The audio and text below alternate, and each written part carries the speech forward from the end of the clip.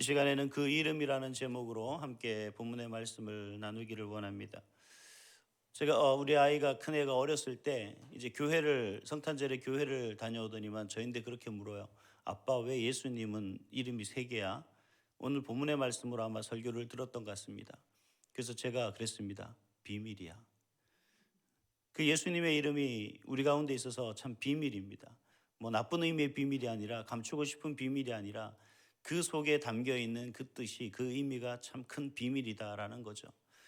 예수의 이름을 부르면 그 예수의 이름으로 말미암아 놀라운 역사와 또 하나님의 구원의 크신 은혜들을 경험하게 되는 그런 경험들을 아마 여러분들도 하셨으리라 믿습니다.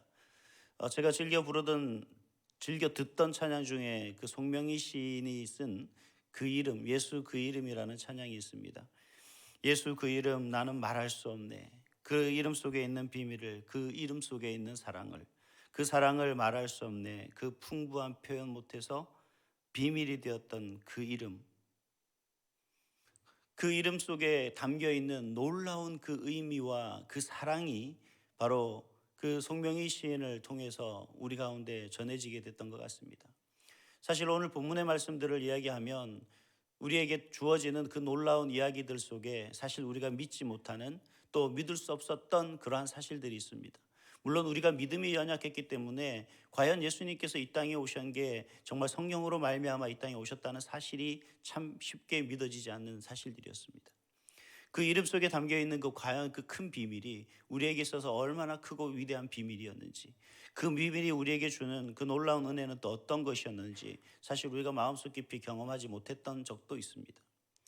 제가 청소년 시절에 그런 모습들을 봤습니다. 과연 예수님께서 이 땅에 오셨는데 그 예수님이 과연 우리에게 주시고자 하시는 것이 무엇일까? 과연 이 예수님이 그 이름을 통하여 우리에게 무엇을 말하려고 하는 것일까? 참 그 이름이 가지고 있는 그 비밀을 우리가 안다는 것이 참 어려운 이야기, 어떤 시절이 있었습니다. 하지만 그 예수의 이름을 부르고 그 예수의 이름을 우리가 믿으면 그 모든 것들이 거짓말같이, 그 앞에 놓여있던 그 모든 산더미같이 쌓여있던 눈들도 그 뜨거운 햇볕 아래 금방 녹아내리듯이 정말 그 예수의 이름이 우리가 믿어지는 그 순간 모든 것들이 그 성령으로 잉태된 사실까지도 자연스럽게 믿게 되는 그 놀라운 경험들을 했던 적이 있습니다. 예수님이 이 땅에 왜 오셨습니까? 예수님이 이 땅에 오신 이유는 무엇입니까? 그 이름이 주는 값진 그 은혜는 무엇입니까? 그 비밀은 무엇입니까? 바로 하나님이 우리를 너무나 사랑하셔서 우리를 구원하시기 위해서 이 땅에 오신, 우리의 구원의 계획, 우리의 구원을 위해서 계획하신 하나님의 계획과 그 하나님의 계획이 그대로 실현되고 있는 그 놀라운 사실들을 우리에게 말씀해 주고 있는 것을 우리는 누구보다도 잘 알고 있습니다. 그렇기 때문에 이 예수 그리스도의 오심은 우리가 감추어진 비밀이 아니라 우리가 알아야 될 비밀이고, 그리고 그 이름 속에 그 예수 그리스도의 오심의 그 비밀 속에 감추어져 있는 하나님의 그 놀라운 사랑은 우리가 경험해야 될 그러한 사랑인 줄 믿습니다. 여러분, 예수의 이름을 부르십시오. 예수의 이름을 찾으십시오. 그 이름 속에는 놀라운 은혜가 있습니다. 놀라운 사랑이 있습니다. 우리가 경험하지 못한 놀라운 하나님의 크신 사랑이 그 속에 있고, 그 이름 속에는 우리가 경험하지 못한 놀라운 하나님의 은혜가 그 안에 있다라는 겁니다. 그래서 우리는 그 이름을 불러야 되죠. 그 이름 속에서 선포하시기 바랍니다. 바로 그 예수의 나심이 우리의 구원을 위함이고, 그 예수의 구원이 곧 우리의 구원이고, 길이요 진리요 생명이 되신 그 예수님만이 참된 구원의 길임을 우리는 선포하고 전하고 증거할 수 있는 삶이 되어야 된다는 겁니다. 많은 사람들에게, 믿지 않는 사람들에게 그런 얘기를 하면 참 말도 안 되는 얘기라고 합니다. 어떻게 사람이 잉태할 수 있느냐? 어떻게 사람이 성령으로 잉태할 수 있느냐? 당연히 생물학적인 부분에서 이야기해야 될 부분들이지만, 많은 사람들은 그 이성적인 이야기, 논리적인 이야기, 학문적인 이야기, 단순히 생각하는 상식적인 이야기선에서 벗어난 이야기가 바로 성령으로 잉태된 예수님을 이야기하는 것입니다. 그래서 많은 사람들에게 말하고 그들에게 전하고 그들에게 증거하지만 그들은 이 모든 일들을 허구라고 생각합니다. 어떻게 성령으로 잉태할 수 있느냐? 그 사실을 어떻게 믿을 수 있느냐? 여러분, 사실 저는 처음부터 그 사실이 믿겨지지가 않았습니다. 어렸을 때 그 이야기를 들으면 과연 그게 가능한 것일까라고 생각을 하게 됩니다. 근데 성경의 오늘 본문 속에서 저는 한 사람을 발견하게 되는데 바로 요셉이라는 사람입니다. 그 성경 속에서 이 요셉이라는 사람은 우리에게 어떻게 소개되냐면 그는 의로운 사람이다라고 그렇게 소개되는 것을 볼 수가 있습니다. 의로운 사람이란 헬라어로 디카이오스라는 단어인데 이 디카이오스라는 단어는 여러 가지 의미 속에서 그 뜻을 내포하고 있습니다.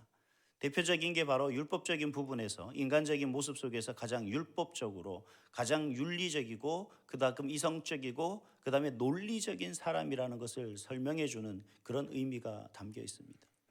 그래서 의롭다는 것은 다름 아니라 어떠한 한치의 오차도 없이 정확한 그런 사람이다라는 거죠. 다시 말하면 융통성이 전혀 없는 사람입니다. 공식대로 살아가는 사람.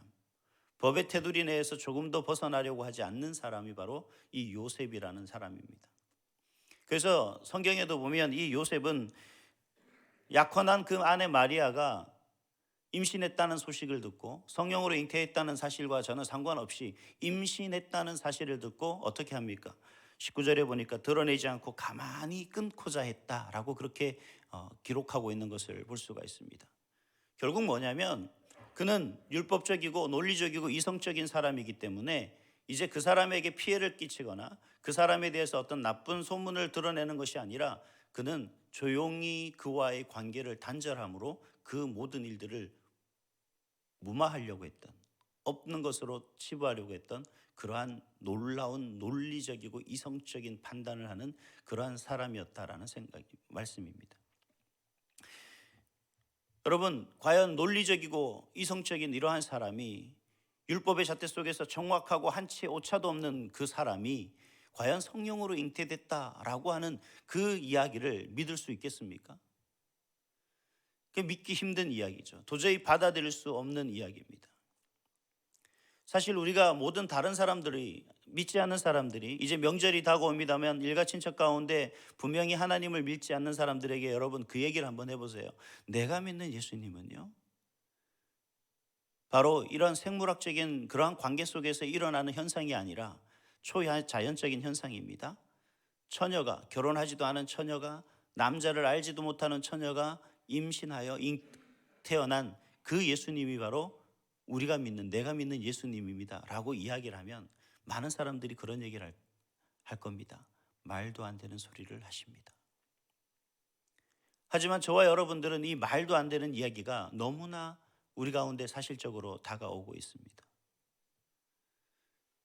사실 우리도 이러한 요셉과 같이 말도 안 되는 이야기로 이해하지 못하고 받아들이지 못하던 그때도 있었습니다.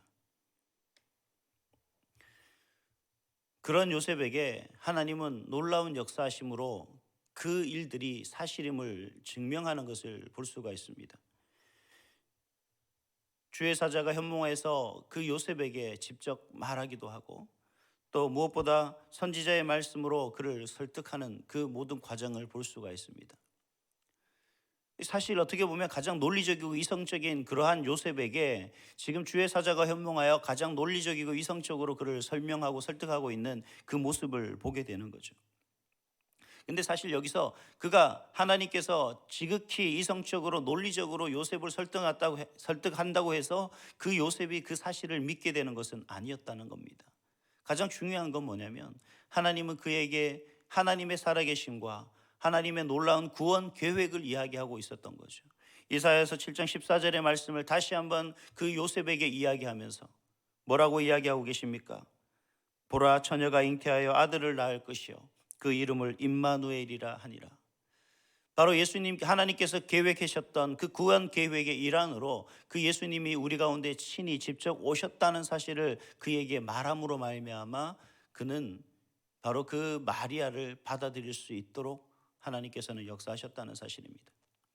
여러분, 저와 여러분들이 예수님을 믿는 것, 그 예수님을 나의 구세주 된다는 사실을 믿는 것은 우리가 이성적으로 논리적으로 그것을 받아들일 수 있는 그런 문제가 아니라는 얘기죠.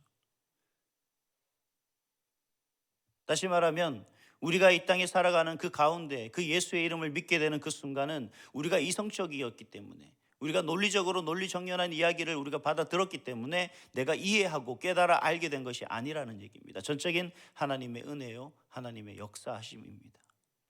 바로 하나님의 놀라운 그 구원 계획은 예수 그 이름 안에 담겨져 있는 아주 풍성한 하나님의 사랑이고 하나님의 놀라운 우리를 향한 그 사랑이다라는 겁니다.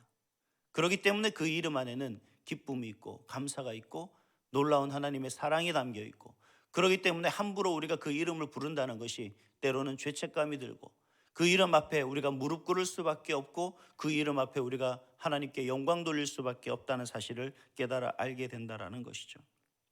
여러분, 예수가 그리스도 되심을 선포하도록 오늘 우리에게 말씀하고 계십니다. 여러분, 이제 명절 때가 되면 믿지 않는 그들에게, 믿지 않는 많은 분들에게 예수 그리스도의 이름을 선포하십시오. 우리의 입술이, 그 예수 그리스도의 이름을 부르는 우리의 입술이 특별한 능력이 있어서가 아니라 이 예수의 이름, 그 이름이 바로 능력이 있기 때문입니다. 그 이름이 선포되는 순간 그 이름을 듣게 되는 이들에게 하나님의 역사하심이 있을 줄 믿습니다. 임마누엘의 하나님을 선포하십시오. 예수의 이름을 선포하시길 바랍니다. 하나님께서 믿지 못하는 그들의 마음을 주장하셔서 바로 요셉과 같은 그들의 마음을 바로 열어주시고 그들에게 놀라운 하나님의 사랑을 깨달아 알 수 있도록 역사하실 줄을 믿습니다. 사랑하는 성도 여러분, 제가 서두에서 말씀드렸듯이 송명희 시인의 그 시 가운데 그 예수의 이름은 그 나중에 이런 얘기가 있습니다. 내 마음에 새겨진 아름다운 보석, 내 마음에 숨겨진 기쁨이라고 그렇게 표현하는 것을 볼 수가 있습니다. 잘 알지 못하고 깨닫지 못하는 예수님의 그 비밀의 이름 속에 담겨져 있는 놀라운 은혜를 깨닫게 되면, 그 이름을 알게 되면 그 이름은 우리 가운데 큰 비밀로서 그냥 베일에 쌓인 것이 아니라 내 마음에 새겨진 아주 큰 기쁨이 되고 감격이 되고, 또 그 이름을 부를 때마다 울려나가는 그 울림이 되고 떨림이 돼서 정말 내가 예수의 이름을 통하여서 그 속에 감추어져 있는 놀라운 하나님의 사랑을 깨닫게 될 때 여러분 감격하지 않을 수가 없게 되는 겁니다. 여러분에게 있어서 예수 그 이름은 어떤 의미입니까? 어떤 감정이 있습니까? 예수의 그 이름만 들어도 여러분 떨림이 있습니까? 울림이 있습니까? 예수 그 이름만 들어도 여러분 감격이 있습니까? 그 이름이 주는 여러분 기쁨이 있습니까? 오늘 본문을 읽으면 이러한 감정이 우리 가운데 있어야 됩니다. 정말 예수 그 이름만 생각해도 하나님 앞에 감사와 감격이, 그리고 구원의 놀라운 하나님의 은혜가, 그 사랑이 우리 가운데 충만해야 되는 줄 믿습니다. 여러분, 예수의 이름을 부르시길 바랍니다. 여러분, 그 이름으로 선포하시길 바랍니다. 그 이름을 외치시기 바랍니다. 바로 그 이름 위에 능력이 있고 권능이 있고, 바로 그 위에 이름 위에 사랑이 있고 감격이 있고 울림이 있고 떨림이 있습니다. 바로 그 이름을 통하여 우리가 살아가고 있습니다. 그 이름이 바로 우리가 살아가는 이유입니다. 그 이름을 통하여서 바로 하나님의 놀라운 사랑을 날마다 경험하시고, 또 그 이름을 통하여서 그 이름을 알지 못하는 많은 이들이 그 이름을 통하여 동일한 은혜를 받으며 살아갈 수 있는 놀라운 선포가 바로 우리 입술을 통해 이루어져야 되는 줄 믿습니다. 하나님을 알지 못했던, 정말 이 땅에 오실 그 예수님을 이해하지 못했던 그 요셉에게도 하나님의 놀라운 역사가, 그 이름이 주는 놀라운 그 감격이, 그 떨림이, 그 울림이 그를 믿게 하고 진정한 하나님의 그 사랑 속에서, 구원의 사랑 속에서 살아갈 수 있도록 인도하신 그 하나님의 역사가 저와 여러분뿐만 아니라 그 예수의 이름을 듣는 믿지 않는 모든 이들에게도 동일하게 작용할 수 있기를 간절히 소망하며, 그 이름을 선포하는 저와 여러분의 삶이 될 수 있도록 삶이 될 수 있기를 간절히 소망합니다. 기도하겠습니다.